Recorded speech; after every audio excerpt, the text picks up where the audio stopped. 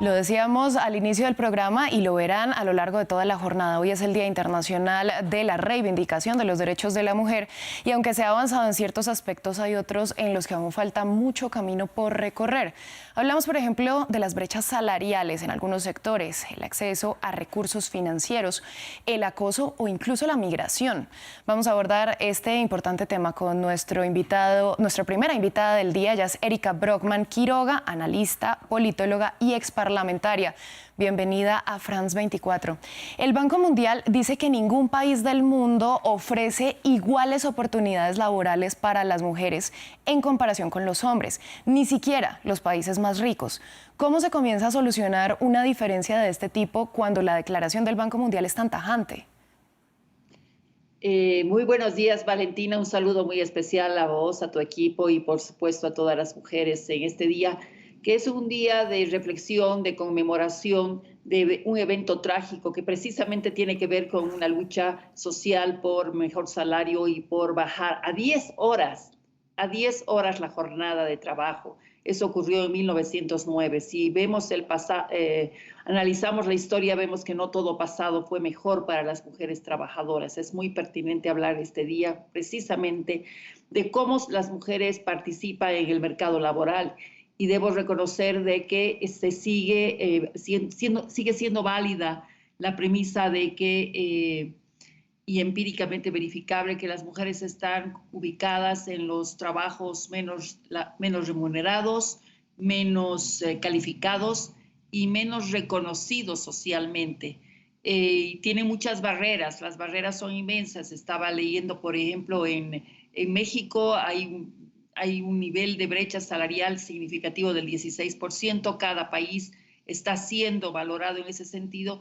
Y hay un problema estructural que tiene que ver con el hecho de que a las mujeres tienen el reto y el dilema de conciliar sus labores tradicionales de cuidado en la esfera familiar, en la esfera doméstica, y respecto a su inserción laboral en el espacio público. Entonces, estas razones son razones estructurales. Es por ese motivo que hoy día se está hablando mucho de la revalorización de las políticas del cuidado y la democratización de los roles al interior de la familia, es decir, de que las mujeres no tengan sobre sí mismas la carga del cuidado de los enfermos, de los hijos, de la administración del hogar, sino que ésta sea compartida. Este es un reto fundamental. Y a nivel de las barreras, tenemos las barreras culturales, las barreras institucionales, normativas, pero aún en aquellos países donde existe una legislación social avanzada, vemos que las mujeres no acceden precisamente a esos lugares donde podría decirse por igual trabajo, igual salario. Esa es una consigna que sí es interesante en espacios laborales homogéneos, donde hay hombres y mujeres y bastante regulados, pero no ocurre en otros espacios informales no regulados, que son precisamente aquellos donde están las mujeres trabajando y tratando de asegurarse la autonomía económica que requieren para poder sobrevivir y ser ciudadanas con plenos derechos. Pues justamente le pregunto porque ya de por sí las mujeres tienen que enfrentar unas vulneraciones en estas materias y todo lo que usted está hablando, y según un informe de Naciones Unidas, las trabajadoras migrantes, que además tienen que enfrentar pues más vulneraciones, tienen una gran presencia en el trabajo informal, que además es mal remunerado, que no está regulado. ¿Por qué se da este fenómeno? Bueno, es muy interesante abordar el tema de la migración. Creo que es un tema crucial hoy en día. No lo podemos sacar de la agenda política, de la agenda pública. Hoy día las migraciones han tenido, por lo menos en el caso de Latinoamérica, cuando se van hacia Europa, tienen un rostro de mujer. Antiguamente hubo un flujo de migraciones, en el caso boliviano, por ejemplo, que eran los hombres los que migraban.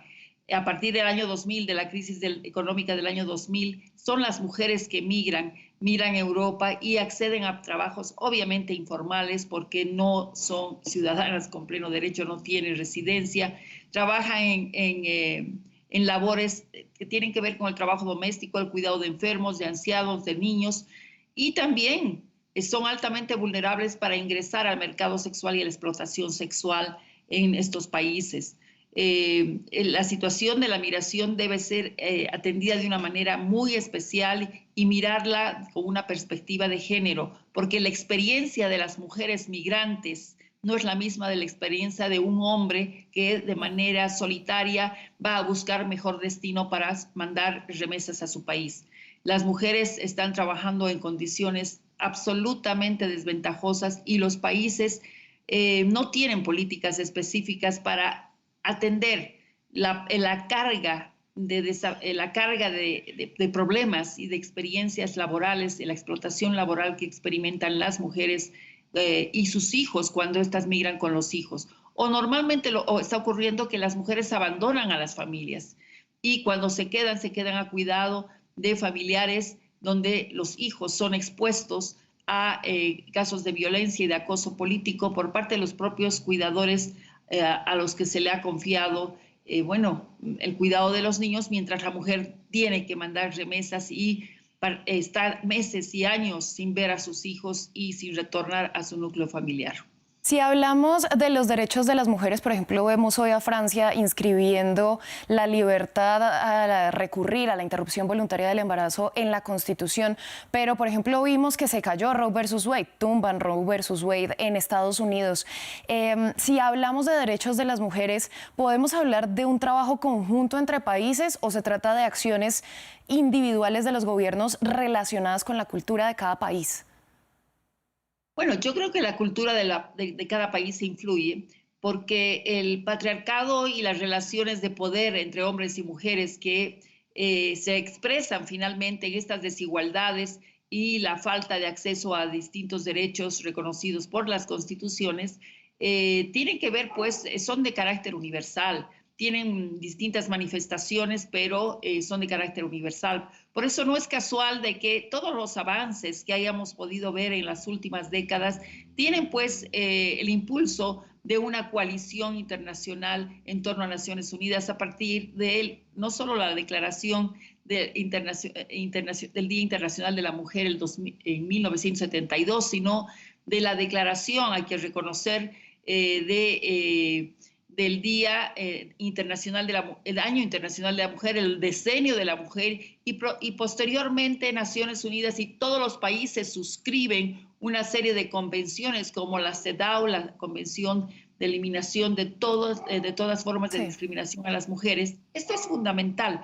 Entonces, yo creo que es imposible pensar en avances si es que no hay un apoyo de esta corriente internacional del feminismo y por el otro lado de las alianzas y coaliciones de mujeres que luchan por esto en el escenario de sus propios países. Pues señora Brockman, a usted muchas gracias por su análisis y por compartirlo con nosotros en France 24. Muchísimas gracias y sé que hay mucho por avanzar, pero también hemos avanzado y no todo tiempo pasado fue mejor para las mujeres. Y ojalá el que venga sea incluso mejor. Muchas gracias a ustedes también. Muchas gracias por su sintonía. Hacemos una breve pausa y ya regresamos.